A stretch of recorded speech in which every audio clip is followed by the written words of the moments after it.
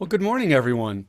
My name is Andrew Reinertz with Art South Dakota, and I'm really excited to have everyone here today for today's session on virtual fundraising events, case studies, tips, and tricks. We have a really great panel of speakers that have been doing some really good work in South Dakota in this regard, and we're some of the first to have to try to do some of their events online, as we've all been shifting so much of our activities due to the pandemic and a number of other things going on in the world. But first, I would like to quickly thank a couple of our sponsors who have made this webinar series possible. The South Dakota Arts Council, as well as the Bush Foundation, have really been instrumental in allowing us to provide a lot of these professional development opportunities across the state. I'd like to quickly introduce my teammates at Art South Dakota. Our colleague Sherry Cosell is on as a participant, so you won't be able to see her on video, but she's chatting away. So if you have any questions or any needs of Sherry, she'll be in the chat box. And then I'd also like to introduce Jim Spears, our Executive Director. Hey, thank you, Andrew. Good morning, everyone. And it's great to be on with you today. And I just want to start off by saying we're continuing to offer these webinars because we're learning so much from each other. And we're constantly inspired here at Art South Dakota when we look around the sector and around our state at the resiliency and the ingenuity that we're seeing from so many organizations. So I want to thank Janet and Julie and Elijah for coming on today to share their knowledge and their experiences. And like I said, we have much to learn from each other, and that's why we're doing these webinars. We learn at Art South Dakota a lot by listening to the folks that are presenting for each of these, and we're planning a whole new slate of webinars for this coming fall and winter. Andrew will have more news on that soon, but just know we found this to be beneficial to the sector, and we've heard many positive comments. So we're going to continue to do as many of these as we can. And if you have ideas, let us know. We'd love to hear from you. And if you have ideas on topics we should discuss, or you have something you want to present, please let us know.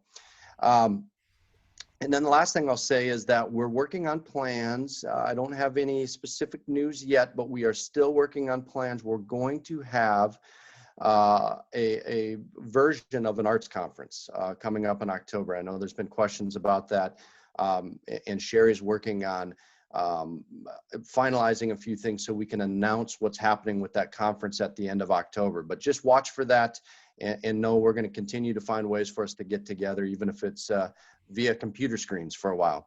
So thank you, and I'm looking forward to listening in today. Thanks so much, Jim. So today's session is on virtual fundraising events. You know, even before this current pandemic, a lot of organizations were starting to experiment more and more with this type of approach to their special fundraising events. You know, for many organizations, these special events are one of your primary ways of doing fundraising. You know, we're all trying to get better and better at our annual fund campaigns, our major giving campaigns, and continue to develop the rest of our fundraising toolkit. But for many, not only is this a great opportunity for fundraising, but it's also a large community engagement and a donor cultivation and a way to bring in new people to your organization. So today's session will feature three organizations in South Dakota who have had some success and some experience and some lessons learned from going to an online event early on in this process. So we have with us today Elijah Bonde with the Avera Foundation, Julie Amsberry from the Yankton Area Arts Council, and Janet Harvey from the Helpline Center. What we're going to do is have all three presenters give their presentations, and we'll kind of hold the Q&A until the end and have a big group question and answer session at the end today. If you could, please use the Q&A button to ask questions, and then I will make sure to get those on the list for the Q&A session at the end. And if you're having any other technical issues or you're just chatting with your fellow attendees, please feel free to use the chat function. Great. So I think at this point, I'm going to go ahead and turn it over to our first speaker, Elijah Bonde. Good morning. Thank you, Andrew. Thank you, Jimmy. Thank you, Sherry, for letting me chime in here a little bit. Like Andrew said, my name is Elijah Bonde, and I am the Special Events Coordinator with the Avera Foundation. I office out of Sioux Falls. Formerly, I was with the Avera McKinnon Foundation, and just recently, our companies all kind of merged together. Our organizations merged. There were different foundational sectors in each region of the Avera footprint. And so we're lucky that we're all able to join together as of late and sort of join this new process as the Avera Foundation. And what I do for the Avera Foundation, like I said, is I manage and coordinate all of our special events. So basically the way I put it is that any event that happens at Avera that raises money for Avera, it doesn't cost money, but raises money, goes through me and our community giving team as it is. I'm very blessed to have really, really incredible job surrounded by really wonderful people. Avera is a beautiful organization, and we do the best that we can to influence our healthcare ministry and build upon our community. And when this all kind of came to be, this pandemic that is, we knew that events were going to take a different shape, take a different perspective, and that we're going to need to do a lot of creative thinking. And the word we've been using a lot is pivoting, to make a lot of different pivots around how this comes to be. We did have an event back in February that happened in person right as the pandemic was kind of like we first started hearing about it, and the event went as good as we could have asked for. It was an event for our behavioral health hospital. And then right after that event, everything kind of started to hit. We started to rethink and reconsider and wonder what's going to happen next, knowing that we had two major events coming up, one in April and one in May. On the Sioux Falls side of things, the Big Grape, which is a benefit for the Children's Hospital, was supposed to happen on April 3rd. And the Avera Race Against Cancer, which is our big dog event, happened on May 11th. So we knew we had to change some things up. So we ultimately decided to postpone the Big Grape event and kind of cross that bridge when we came to it. But we knew that the Avera Race, it would be very tough to change that one around. And the importance of that event is vital to our hospital, to the Avera Cancer Institute. And we knew that we had to do something. So we made the decision in early to mid-March to change that to a fully virtual event. That was not an easy decision, not one that we took lightly, and one that we considered for a long time as to how that would play out. When we made that decision, we knew that there were going to be a lot of factors at hand, a lot of people to communicate with, a lot of things to change, but we knew it could be done if we got all our ducks somewhat in a row and somewhat organized, that we could make it all happen. So we initially reached out to all of our partners and all of our sponsors, which is one of the kind of my key points when it comes to fundraising and doing these events, is that you can't be afraid to rely upon the help of your friends and rely upon the help of your partners. The scariest thing going into these processes of changing these big events is that those that you rely upon, specifically your sponsors, those that back you financially, are not going to follow suit with you and not going to, they're going to say, well, what's the benefit of a virtual event for us? What's the showcase for us? But the biggest thing we learned, and I learned quickly, is that if you have a good relationship with your partners and a good relationship with your sponsors, they're going to follow you down whatever road you believe is best. And so we reached out to our sponsors, and most of them, almost all of them, agreed to say, yes, we're on board. We're following your lead. Thank you for making this decision to keep our community safe.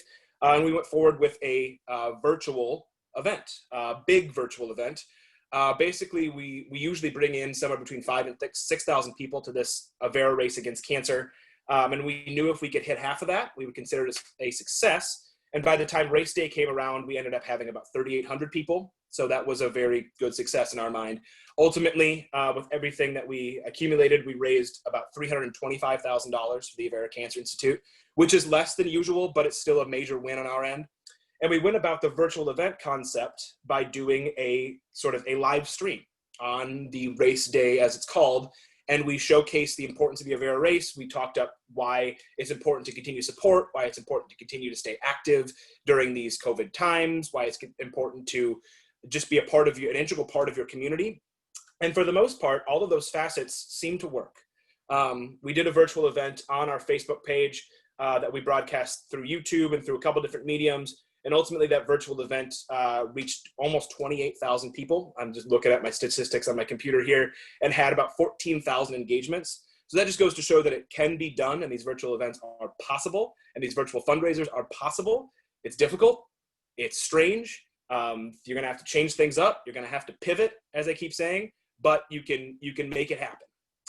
And so now, after that success, we're moving into a couple other virtual events. We're going to do another one in Yankton, or for the Yankton community here, coming up through Avera Sacred Heart Hospital. That's coming up on September 18th. We're going to do a virtual fund drive instead of an actual event for the Avera Children's Hospital, coming up the week of the 7th through the 11th. So everything is still going forward. Things are just different. They're a little odd, but basically, from our perspective, virtual events are very successful if you get everything going and you get all of your energy in one place and you have good partners around you. So that's kind of my summary and my recap. Andrew, did I cover that well? Yeah, fantastic, Elijah. Just, we won't do the full Q&A yet, but one question I wanted to ask all of the speakers right at the end of their sessions is twofold. One is just, what is that most important thing to do when going virtual? And I think you've answered that, which was really to tie in with your sponsors and your partners as soon as possible and to develop that relationship and just probably over communicate to make sure that you're all on the same page. But then kind of the inverse of that's, what's one thing that maybe fell a little flat that you would make sure you don't do again, or kind of a lesson learned? Well, that's a good question. And that goes back to the same kind of thing. Don't leave anybody hanging. Don't leave anybody out. People want to participate. They want to collaborate, and get on the ball as quick as you can with these sort of things. And I know that quick as you can is not a real thing right now. Nobody is moving quick. Everything's you're kind of working backwards in a lot of cases. So one thing that I feel we may have missed is pushing it out as much as we possibly can. We're lucky at Avera. We have incredible marketing partners. We've got incredible gift and kind partners that can help push this across. But it's tougher for different organizations. And so put your neck out there. Don't hesitate to try something new. Don't hesitate to give it something weird and crazy. The weirdest thing about the race is people want to be passionate about this. They want to support this event. But like, we had a group of the Sioux Falls Mustang Club reached out to us early on and said, hey, can we do a Mustang parade to support the race and promote? And I'm like, that sounds odd. But we went through with it. We said, let's try this out. And ended up, we got great engagement from it. We ended up getting a couple registrations off of it. We showed off. We got great social media presence out of it. So don't hesitate to try the wacky, to try the strange, to promote your event, to promote your fundraising, to promote mainly what you're benefiting, because there is no wrong answer right now. Everybody's chomping at the bit to try something new. Everybody's wanting to. Sorry about that, Elijah. I hit the wrong button there and cut you off. You're good. You were doing great. It wasn't a hint, I promise. I was going to say, what did I say? Oh gosh. My dad's watching this. Be careful. Yeah. Just don't hesitate to try something fun, try something new. This is all new. There's my dad. This is all new for all of us. So don't hesitate to give it your best go, because even if it seems strange, even if it seems odd, everything is worth trying right now. Everything. Yeah, great. That's really great points, and I like that, using this opportunity. What's the quote that everyone's been using recently, but that kind of you never waste a good crisis. Using this as the opportunity to try some new things, do some new work. So great. Well, thank you so much, Elijah. There's already been one or two really good questions that have come in, so we'll save all the questions for the Q&A session at the end. But thank you all for participating. And now we will move along to Julie Amsberry with Yankton Area Arts. Let's see here. There we go. Okay, let's see. And I'll share your slides here, Julie.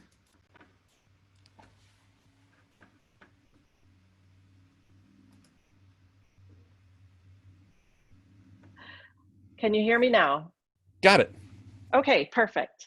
So thank you for asking me to participate here. I just decided to throw a little slideshow together and show you what our event was when it was in person and then how we changed it. So I am the executive director of Yankton Area Arts, and we knew when this COVID thing happened that we were going to have a lot of things canceled, and big things like our Summer Arts Festival were canceled. So that's a big income for us. So we really couldn't cancel other things. So I did have board members say, well, I guess we can't do our Meridian on Blanc event. I said, well, we can do something. We have to be able to do something. So Meridian on Blanc was started in 2014, and it's a play off of a French event in Paris where people are told on the day of where the event will happen. They all dress in white, they bring their picnic and their table, and they enjoy a meal together in a famous large location. So we, if you want to go to the next slide, we have this beautiful bridge that spans the Missouri River. And this was turned into a walking bridge in around 2011. And we decided we wanted to take advantage of that beautiful architecture and have a picnic on the bridge.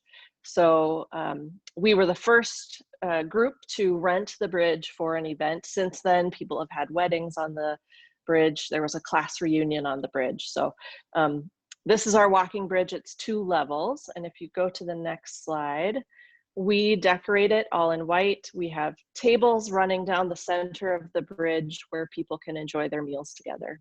Other things that we do, if you go to the next slide, we have artists that create art right on the bridge, and our patrons can interact with them.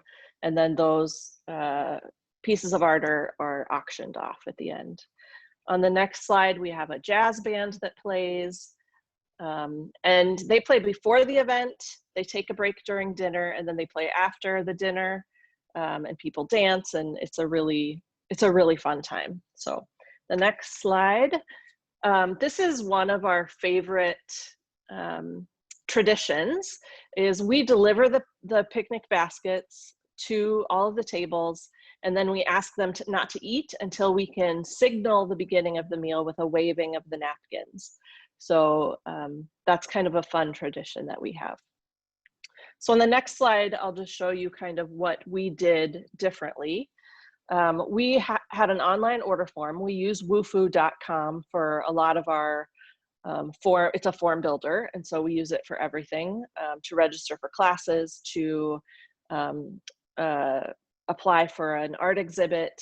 We use it for everything. So we used an online order form. Keeping in mind social distancing, we decided people could order a dinner for 2 for a couple, or if there were singles, they could order a dinner for 1. They had their choice of a bottle of wine, and we only gave them a choice of red or white. They could choose beer. We gave them 2 choices of beer, or they could have water. We included silverware, cups, napkins. We really encourage people to go spend the evening with friends in the backyard, or go to one of our local parks to enjoy their meals. So that's why we included those things. And then we had a drive-through pickup. So we watched our local community have food pickup for kids during the summer, and families during the end of the school year in the summer. And we thought we could do something like that, and it worked really well. So next slide. We worked with our local Chamber of Commerce. They have a text club. And so we piggybacked on that, and we created a club that was just our patrons. So they aren't getting text right now from the chamber. They only got text from us for that event. We did have some technical difficulties, and when you ask one thing that went flat, that would be it. I would change that, definitely. But we set up scheduled text that went out throughout the day, reminding them to pick up food. I did a welcome video, and we had links to things. We use MailChimp. There's a place in MailChimp where you have your pictures and things, and you can create a URL there that can link directly to that. So they won't see everything. They'll just see that piece of artwork or document that you created. We used YouTube for the welcome video, and that was a private link. And then our band did a Facebook Live, and that was a private concert. So we still tried to incorporate the things that we already had at the live event, by having a live band play, by having pictures taken. We usually have a selfie station at our events, and so we ask people to take a selfie and upload those. Anyway, we tried to keep some of those things the same. The next slide, you can see we had my board did a line to pack the bags. We had these great bags. They're insulated bags that were printed up with our logo and our sponsors. And then, yeah, we did a great little line of packing the bags. We did, it's an organizational thing. So I put on the inside flap of each bag, I put what drink was ordered for each meal. And then I tied a string on the bags for if it was a meal for one. We only had 13 meals for one. So that seemed like the easiest way to distinguish when they picked it up and when they were packing, if it was a meal for one or a meal for two. So on the next one, you'll see some of our selfies that were uploaded. We do have some people that got together and did the napkin wave, which I really love. We had some mask wearing, and then our great YAA shirts that were created by Embroidery and Screenworks. They did a big campaign called Here for Good 605, where people could create t-shirts and support businesses, and half of those proceeds came back to the businesses. So that was a great thing that happened earlier this year. On the next one, YAA puts the art in party. This was kind of a teaser as people came to get their meals, as they picked them up through the drive-through. What we ask people to do is become the artists themselves instead of having artists creating. They were the artists, so we asked them to create the word art out of whatever they had around them. So we created our own. The A is paintbrushes, the R is flowers, and the T is toilet paper rolls.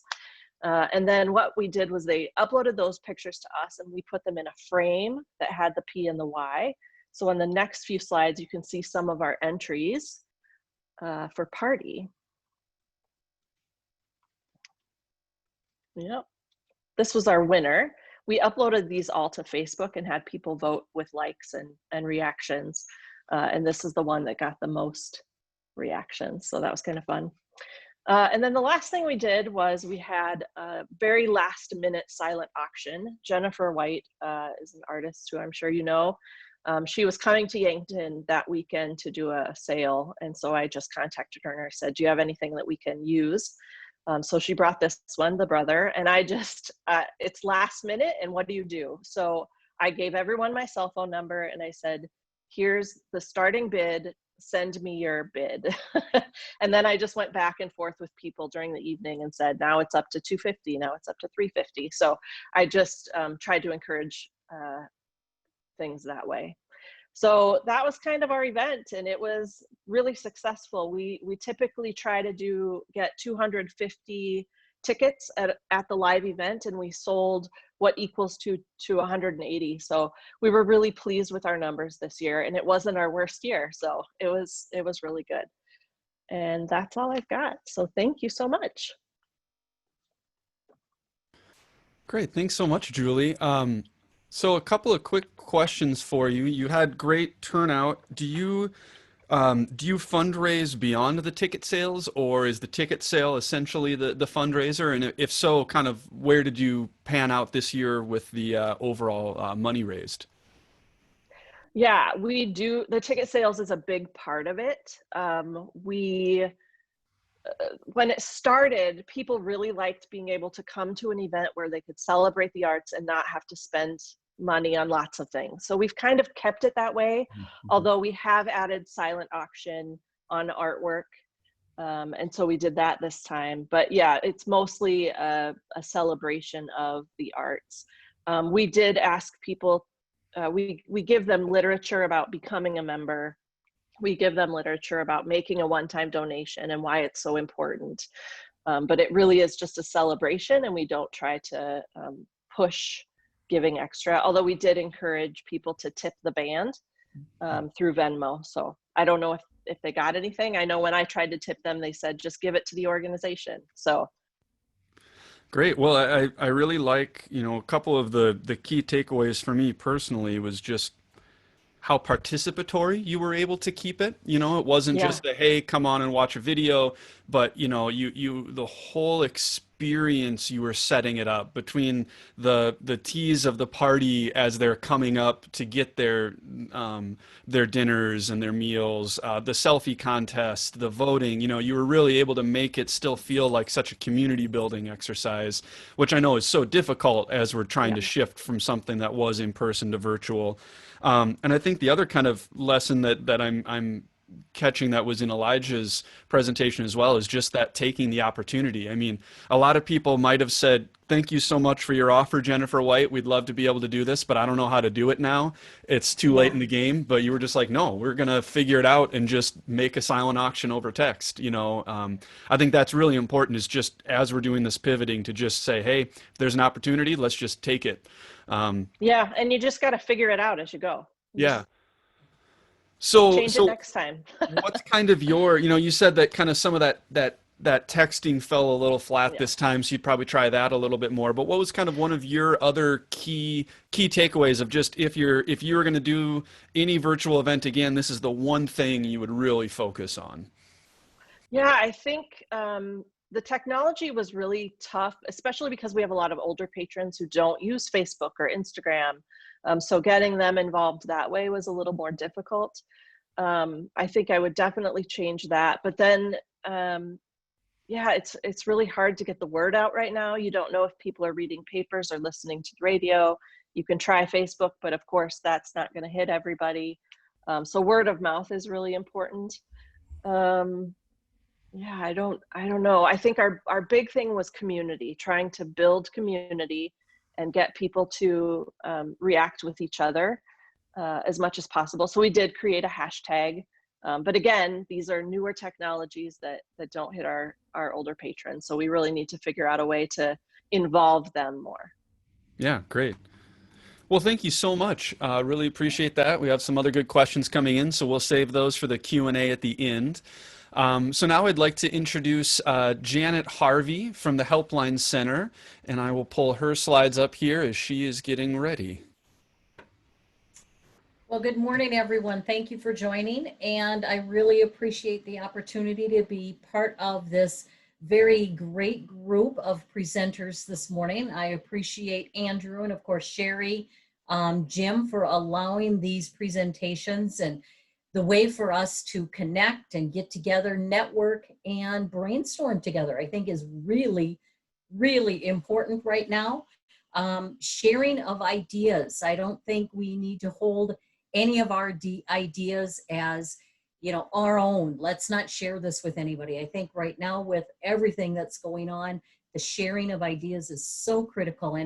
And thank you to you guys for doing this and allowing people to get together. I mean, I see that we have 47 participants this morning, and that's an amazing group. So I'll just get started. I am the events coordinator at the Helpline Center. So as my title suggests, yes, I coordinate all the events. Wow, pretty good title there for me.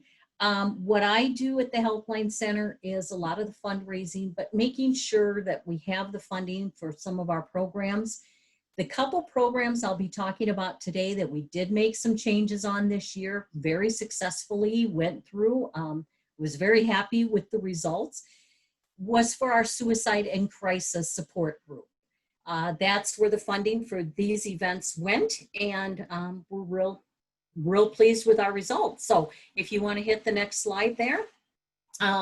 So in 2020, yes, virtual events. So we did go forward, as I've got here, with our 2020. The two most important fundraising events that we have every year is our Sioux Falls Step Forward to Prevent Suicide event.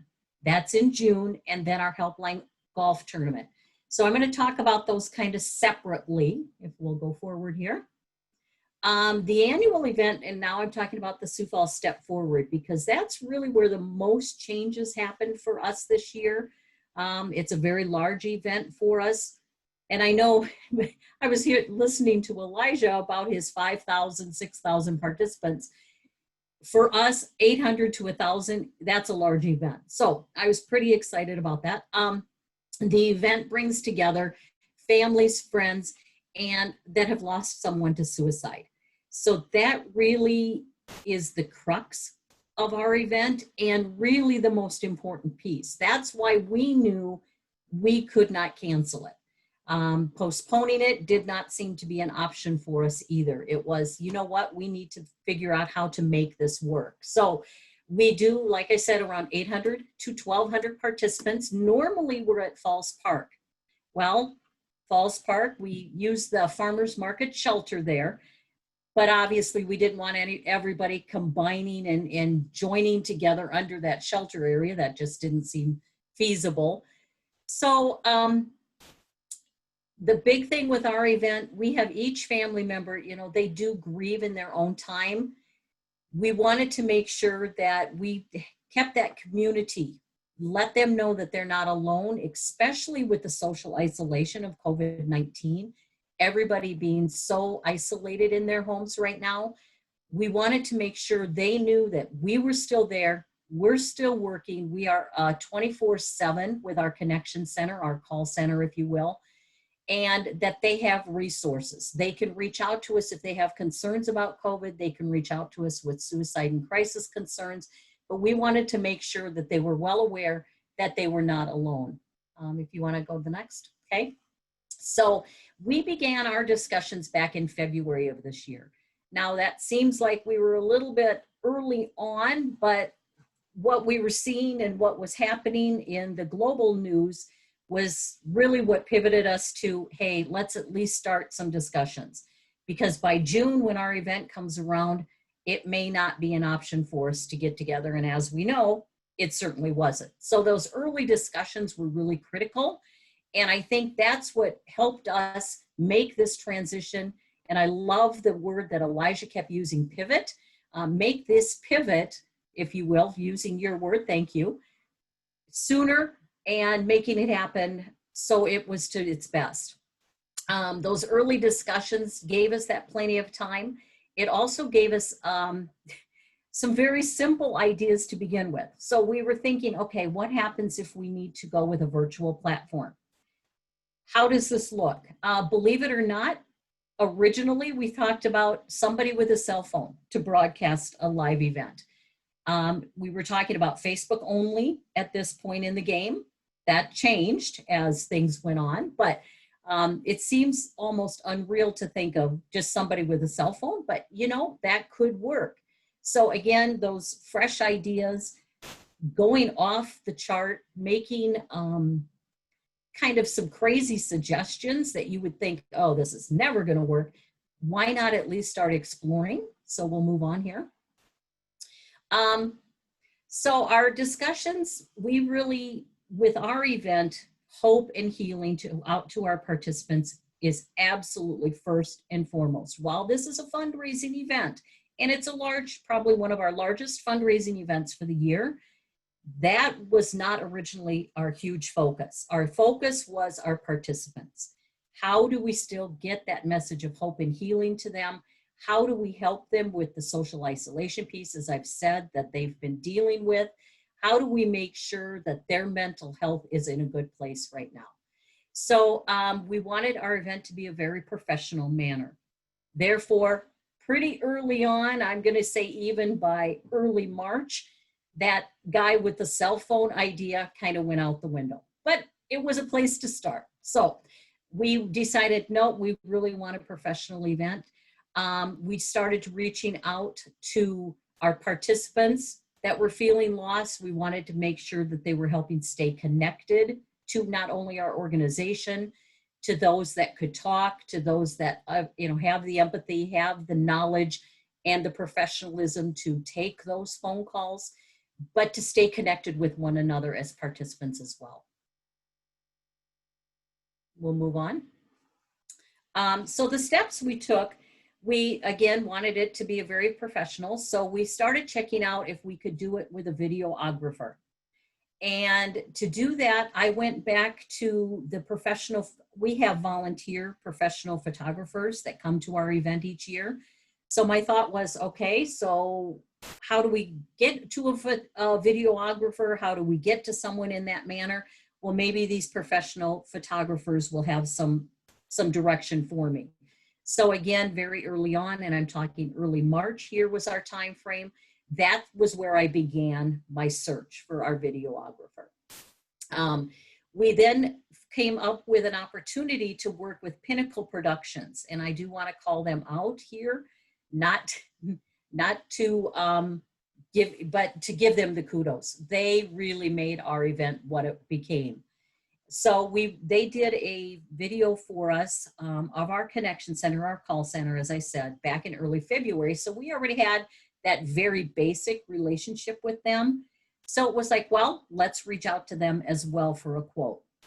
As those quotes continued to come in from the various videographers that we were working with, it became really important to us, again, for the professionalism piece, to make sure we had a platform that wasn't going to drop, and the connectivity, those kind of things, and to work with a team that knew what the heck they were doing. Because as many of you know, really in our business, this was so new. Now next year I'll have a better clue as to what I was doing, but early on, I couldn't even envision how this was all going to come together. So we did decide to go with Pinnacle for our production team, and I think that was the best decision we made throughout the whole process. So moving forward, so we did contact our event sponsors, and I know Elijah mentioned this too. We kept them in the loop throughout the process. Here's what we're thinking. Here's what we're now thinking we're going to change. Want to make sure you guys are on board with this. Want to make sure that you're aware that your logos, we will be giving your sponsorship information that throughout our presentation or our event day of, and we kept our event on the same day that we do every year. So we wanted to make sure that they were on board. They are partners with us for this event, and we didn't want to leave them out of the partnership loop as conversations continued. I have to agree with Elijah when he said that is really, really critical. Making sure that they are engaged, they are aware of the decisions that's happening. That to me was huge. So, so additional help. So we went with Pinnacle because of their expertise. And then we also opted, again, if you keep in mind, we went from a guy with a cell phone to now we have a production team that we're working with. And then we thought, okay, Facebook, not everybody's on Facebook. What are the platforms, or should we add an additional platform to make sure that we have the greatest reach possible? And I do have to say, going with a virtual event, if there's one absolute positive thing that comes out of this, and even in all crises, there's always something positive. And for us, it was the larger audience that we could reach. Because of Facebook, because of YouTube, family members that donate to our event for whatever the teams are, we do have teams that get established, and then individuals, and they reach out to their family and friends. And when they do that, a lot of them might be, let's say, in New York, or we had people from Colorado sign on to our event. We had people from all over the country. When you broadcast live via Facebook and YouTube, they are now part of the actual event itself, where they've never been able to participate before. They donate, they don't really know what they're donating to because they donate to the specific family member. But what was really great was we now had a new connection with them. They now understand what the Step Forward to Prevent Suicide event looks like. Well, from a virtual perspective anyway. And they now have a greater connection directly to our organization. So again, huge win for us on that perspective. We began our marketing strategy to get it out early April that we were going to go virtual. Again, that media connections was so critical here making sure that that word was out, it was out often, and it was out early. So people were well aware that this was already changing for us. And okay, thank you, Andrew. With this being totally new to us, I became one of the facilitators.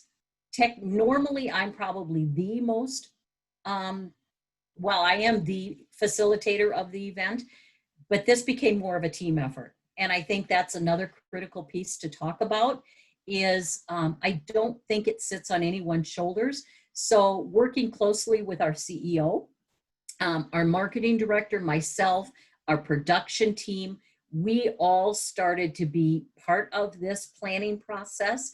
And I have a planning committee as well that I use for my event. And those community volunteers were brought into this. So we were all as a group moving forward to the same goal.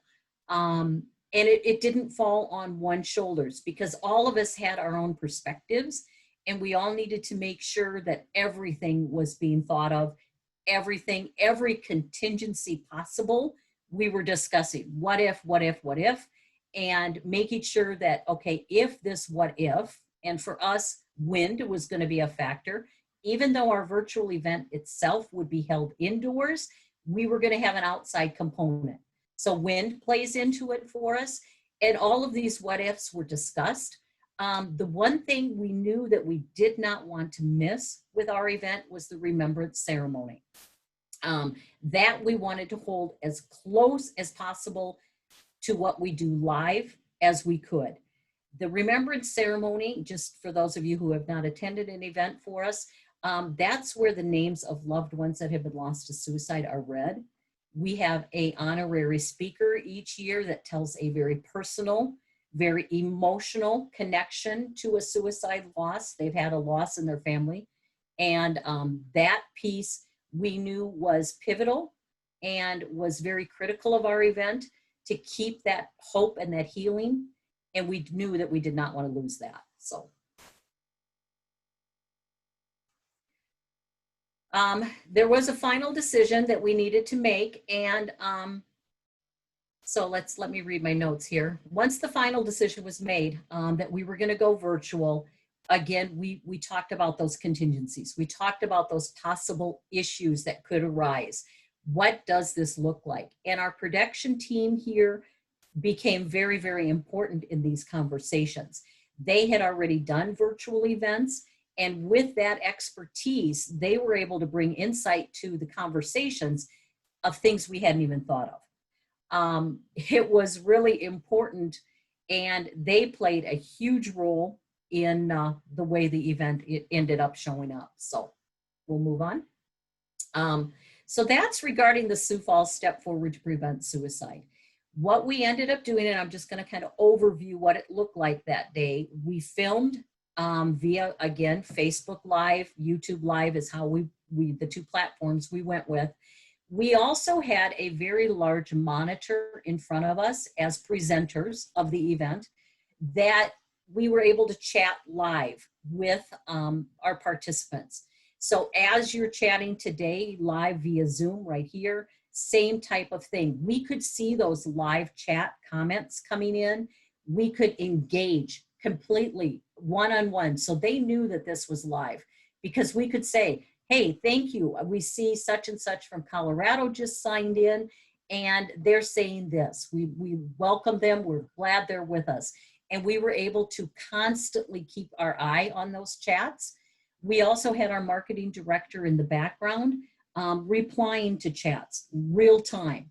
So I think, again, that total engagement of keeping them knowing that, yes, we're there with them, we're talking with them one-on-one right now. And I think that was great. The Helpline Open did not have as many changes. That's our second large event, and we do that in July. We had a few changes. Our registration is always outside for this event, so kudos. We did not have to do anything different there. The biggest challenge was the course. We are at Willow Run for our event, and we needed to constantly stay in contact with them as to what their changes were. For instance, early on, they went to one person per golf cart.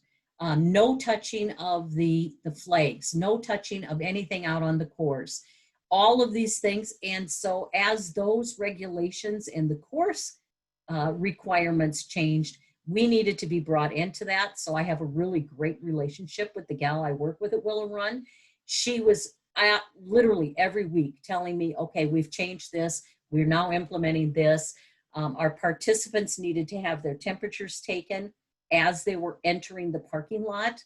I made sure that information got out big, bold, and made sure that they were aware. I didn't want anybody taken off context. They're entering the parking lot, and then all of a sudden someone comes to their window wanting to take their temps. So all of these things needed to fall into place. Our participants, in this case, our golfers, needed to make sure that they were kept apprised to the situations as well. Last couple of years, we've had an online auction in conjunction with our Helpline Open. I think that probably was a big challenge for us this year. Reaching out for donations, as many of you, you work with nonprofits too, and we do get a lot of donations. We needed to kind of address, and again, I have a committee for my Helpline Open, and one of the discussions we had was, let's leave out those businesses that have received the largest impact to COVID-19. And I put here on the slide, such as restaurants. Normally we have a ton of restaurant gift certificates that we have as part of these packages. We put them here and there. Those really couldn't happen this year. We just didn't feel comfortable reaching out to restaurants when they were trying to still pay their staff, if at all possible, still keep their doors open, if at all possible. So some of the changes needed to happen just with the type of business that you ask your donations to come from. The other challenges we face, because we normally have about 120 golfers, 30 or so teams, we always have a large buffet at the end of the evening. That's where all of the golfers come back together. They have a cocktail, maybe one or two, and then we do the online auction, which works really well in that format or that venue. Doing a buffet meal, number one, not going to happen because everybody normally serves themselves. Doing a banquet where now we have 120 plus people with some of our board of directors and our volunteers. So you're looking at 135, 140 people in one room. Again, not a great idea here. So we opted, the biggest change we had here was we opted for boxed lunches. Our golfers all received a boxed lunch. They had 3 choices of meats. It was a sandwich, chip, cookie, and salad kind of meal. Excellent, actually. We did have those catered. And then they were able to still have the meal component, but just make a little bit of changes, and it worked very well for us. 2 different events, 2 very different directions that needed to happen, the challenges we needed to meet because of COVID. We will be able to bring our Step Forward participants, which we do. This was our 9th year in Sioux Falls. We also do one down in the Yankton community. Now, Yankton did not opt to have their Step Forward to Prevent Suicide event this year, but in 2021, we will be 4 years down there, and they do their event in August. So we look forward to being able to come back into the Yankton community and having that event there.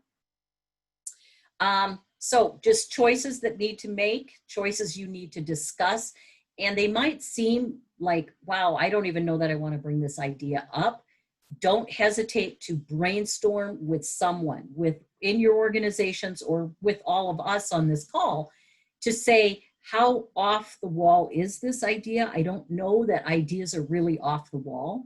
Elijah also put that out there as far as creativity. This is a prime time for us to be as creative as possible. This is a great time for us to look at what is important to our missions, our participants, not cancel an event if you don't have to. How can you make that event still work? And our Sioux Falls Step Forward was a prime example that while we can't be in person, we can still connect. I do put our CEO, and believe, yes, her name is Janet Kittams, and myself, I put our contact information there for you, her email, my email, and then our phone numbers. So any questions, don't hesitate to reach out to me. I'm more than happy to bounce ideas off people and go with that creative thinking. I think that's really our big piece. So anything Great. for me, Andrew? Great. Thank you so much, Janet. Before we get into the joint Q&A, and please everyone feel free to add some more questions to the Q&A section of Zoom. I had a one or 2 points for you and then a couple of questions to ask the whole panel group. But I think my key takeaway from what you were talking about, and really all three of you, is that that focus on both the mission of your organization and the goal of that specific event. I think that that's one thing that the current pandemic has really highlighted for so many of us is, regardless of what we used to do, everything is a little bit different now. And so I think that this is an opportunity to really make sure we're embracing our mission even more fully. And I like how you mentioned with the Sioux Falls Step Forward event, that, you know, you really, it's as much about the outreach to those constituents as it is about the fundraising. And so that was your main mission, is to keep that portion of it alive and to keep that programmatic activity alive. I think too that you really highlighted the ability to reach people outside of your normal community. You know, so did you find that you had not only additional engagement, but did you have additional fundraising from some of these outside people from Sioux Falls? Actually, we did, yes, and that's a good point, Andrew. Thank you for bringing that up.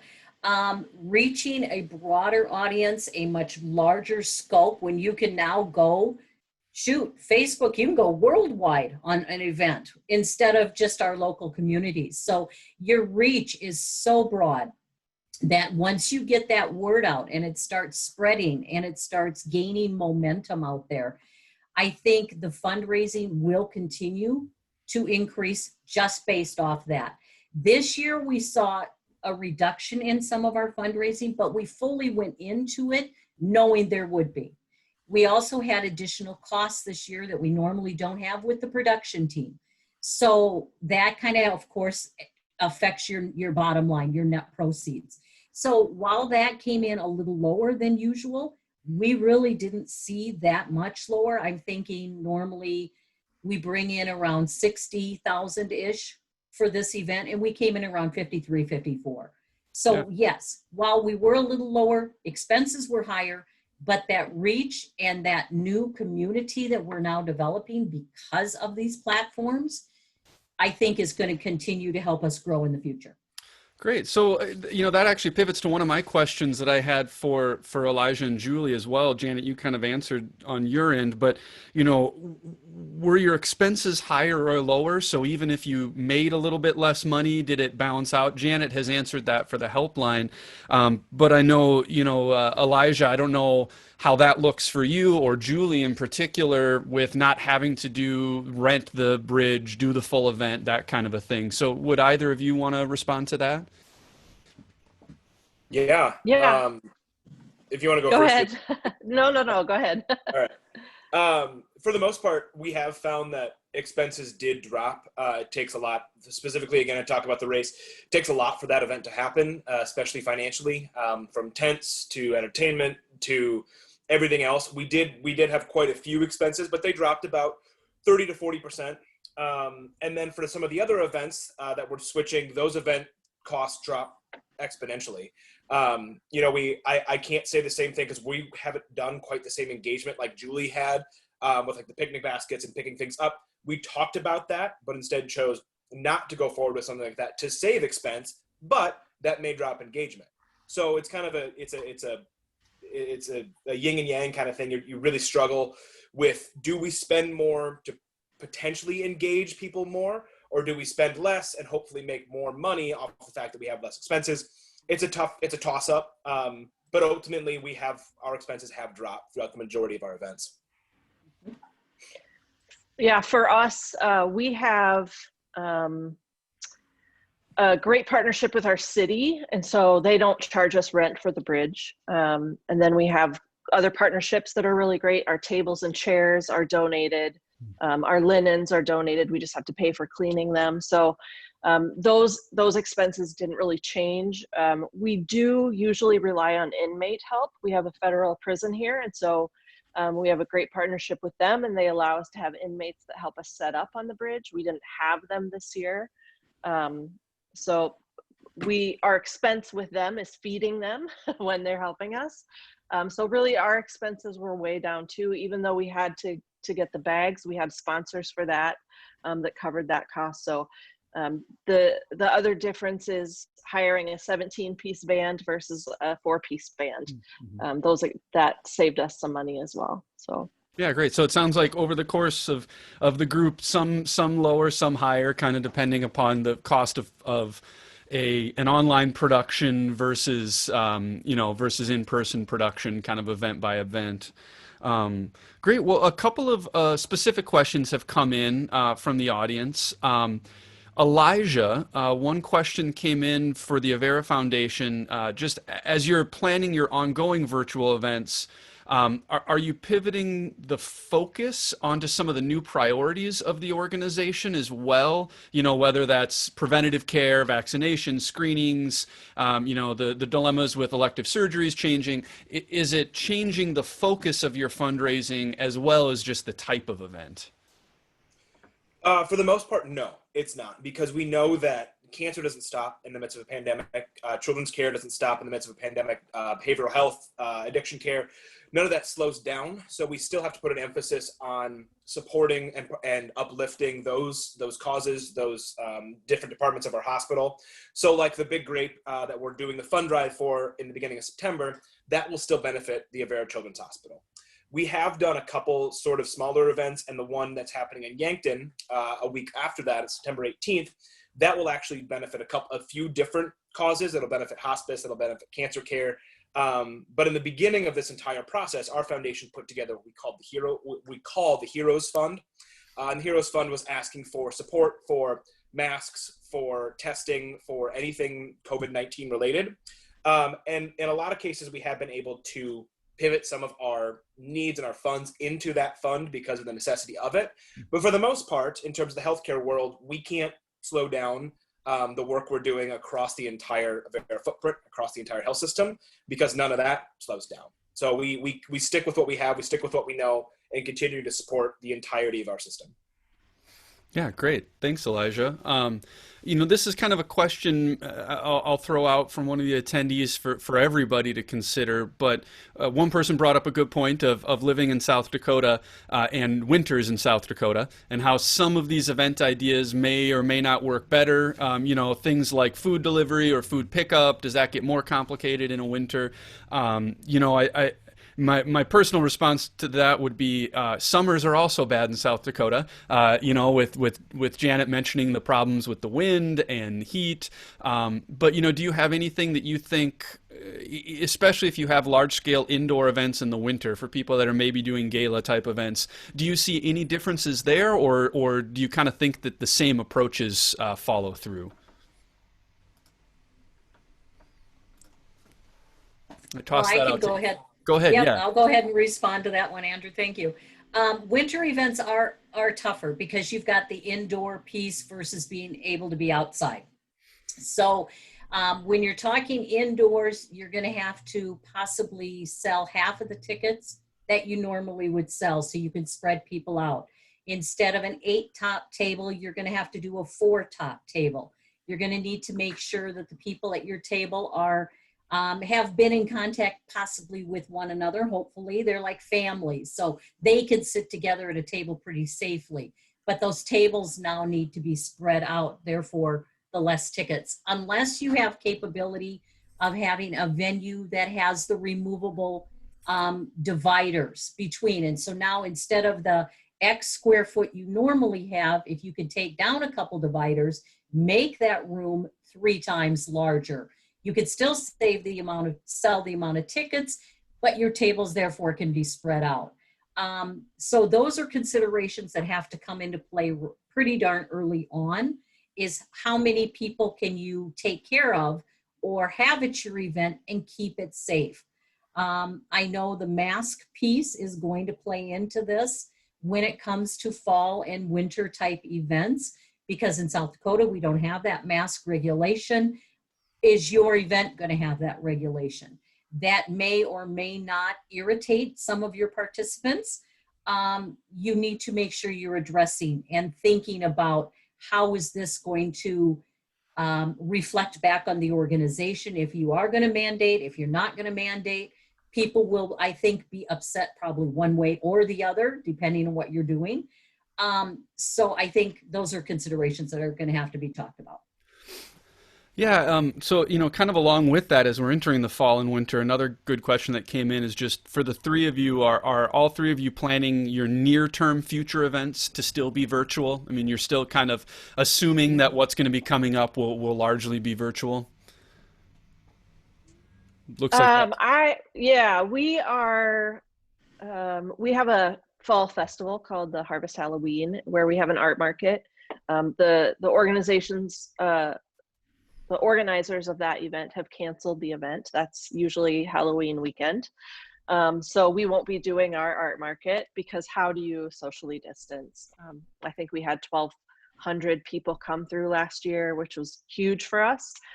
So we won't be doing that event. It's hard to sell artwork, I think, if you can't go look at the artwork. We do have a Crimson Door event where we turn our gallery into a shopping boutique at Christmas time. And I think we haven't solidified this yet, but I think we're just going to have an online shopping option and a curbside pickup option for people. Yeah, great. I think that this also dovetails into another question that was just asked where, moving forward post-pandemic, are your organizations considering keeping some virtual aspects to your events? I know from the Art South Dakota side of things, we moved our Art Education Institute online this summer and had a lot of great feedback from people. A lot of people still want to be able to get together in Aberdeen up at NSU and do the event in person, but we were kind of surprised by how many people said, wow, this is what allowed me to attend because, I'm out West River and can't get all the way over there and the added expense and the ability to support. So do you think that for the three of you, will you maintain some sort of a virtual component moving forward? Yeah, I think you're spot on, Andrew. There's not a lot of good things that come out of a pandemic. But this has been a very good learning experience for all of us to understand that we can have these events physically when possible, but we also know that we can hold virtual events. And again, going back to the race, we knew even before 2020 that we wanted to get a more virtual component. We wanted to incorporate people from around the country, around the world into this event because people have a passion for Sioux Falls, our community, for cancer care in our community. And so knowing that we have the capacity to do so, this is going to be a component of our event from here on out.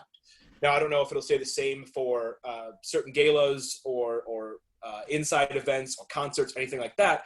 That obviously gets a little tougher because the engagement level isn't quite as high. But I think there'll always be some sort of virtual outside of the event component to our events always going forward because we learned that we can do that. Yeah, great. Well, I hate to kind of start stopping the conversation, but we are approaching that hour mark. I just want to say thank you again so much to all of you for joining us today.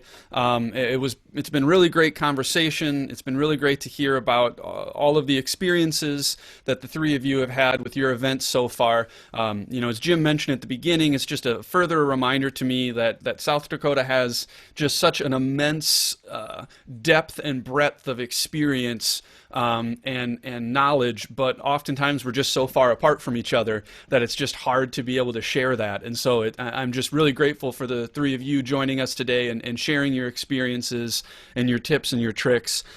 We will be uploading the recording of this as well as some kind of notes that we've been taking, so you can watch for that in an email if you want to go back and listen to anything. And that will also have the contact information for all three speakers so that you can reach out to any of them with follow-up questions. I'm sure all of them would be more than happy to talk more with you. I think that my last takeaway is just I know that the word pivot is almost being overused right now, but what I love about it is that it's not a change in momentum, it's a change in direction.